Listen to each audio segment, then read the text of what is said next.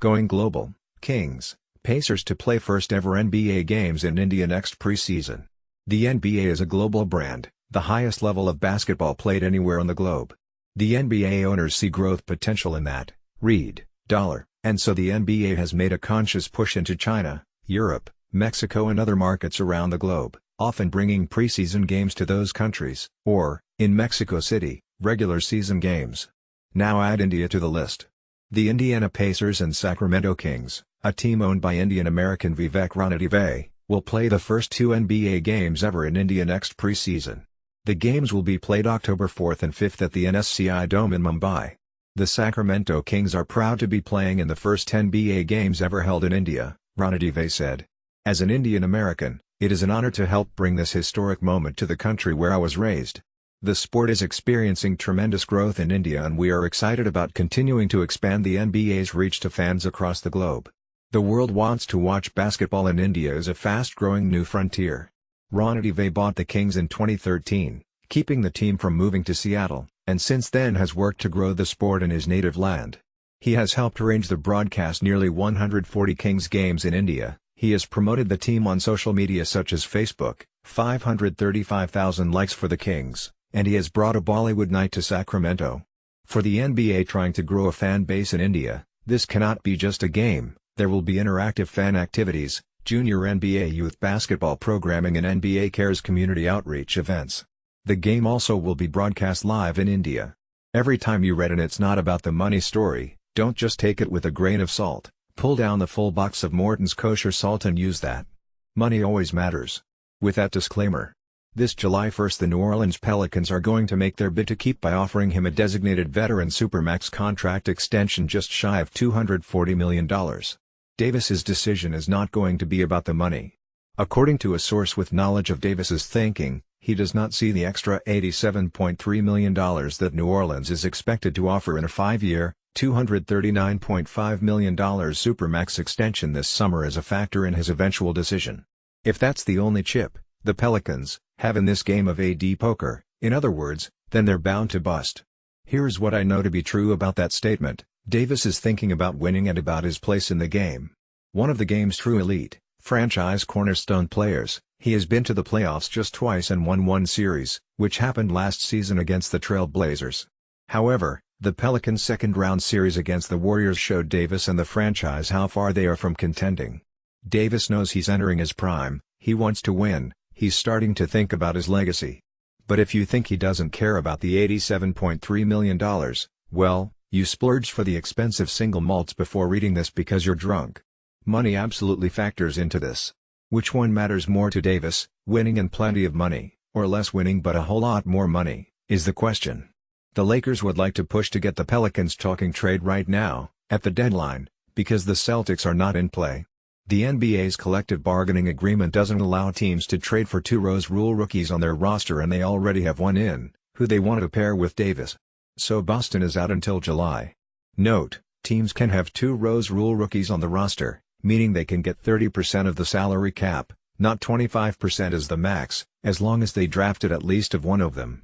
Just can't trade for two. The Pelicans are not playing the Lakers game. I have heard from sources repeatedly and emphatically that the Pelicans are not trading Davis this season. New Orleans GM Dell Demps is a very active buyer in the trade market right now trying to get players to pair with Davis. He was in on the sweepstakes. Then in July the Pelicans will put the big check on the table and make their pitch. Then we will see what does matter to Davis most. This week.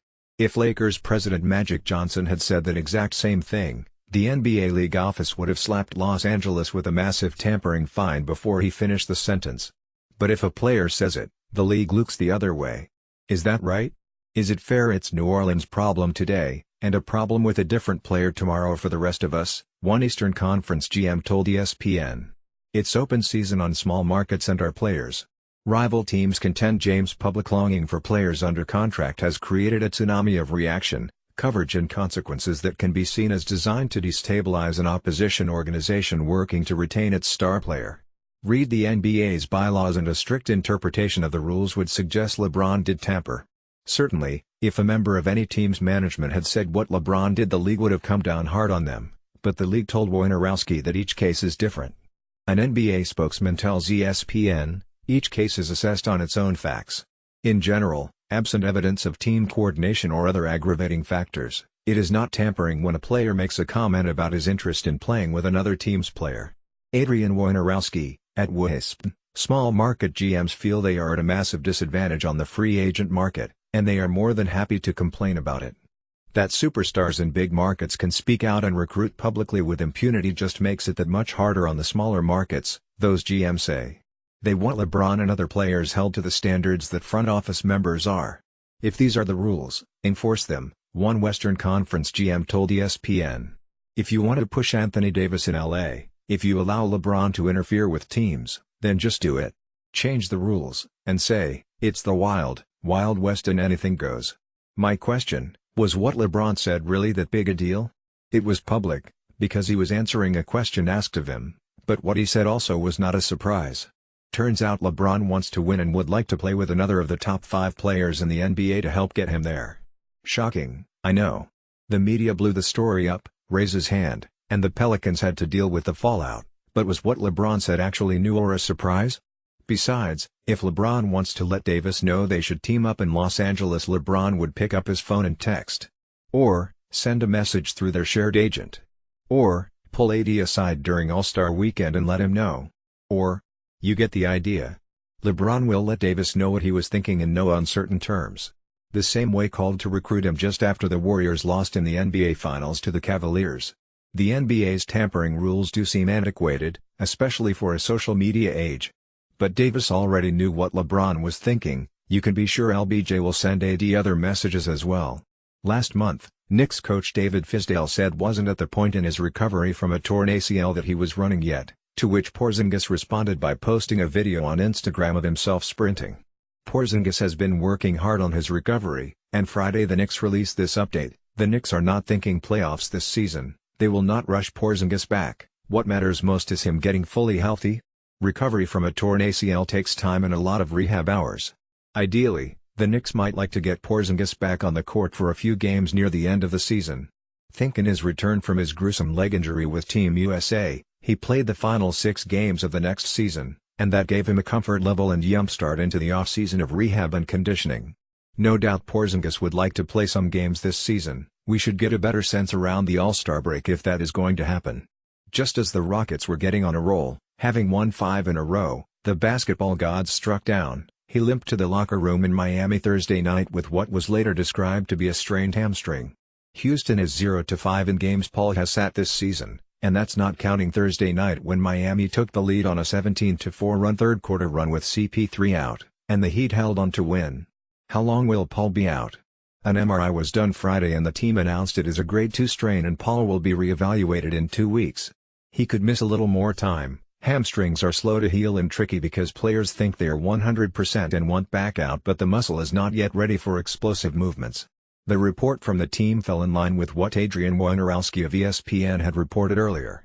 There's optimism that Chris Paul's left hamstring injury will cost him only 2 to 3 weeks out of the Rockets lineup, league sources tell ESPN. Adrian Wojnarowski, at WISP, Rockets opponents over next 3 weeks: Spurs, Thunder, Celtics, Pelicans, Grizzlies, Warriors, Trailblazers, Nuggets, Bucks. As if winning without Chris Paul hasn't been hard enough for Houston this season. 0-5, Tim McMahon, at ESPN_McMahon, the Rockets stumbled out of the gate 4-7, in part due to injuries and suspensions, including after a scuffle with the Lakers in an early season game after spit on him. All season long it has been 2 steps up and 1 step back with no real traction. The Rockets' defense has been terrible and the offense inconsistent.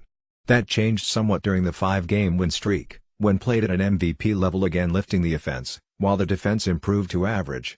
Now we could see another step back for the Rockets. Houston will have to lean more on options that should make Rockets fans nervous. The Rockets have been looking at wings on the trade market. Would GM Daryl Morey consider a move for a stopgap point guard? It may depend on how long Paul is out. If it really is just a few weeks, the Rockets will try to weather the storm.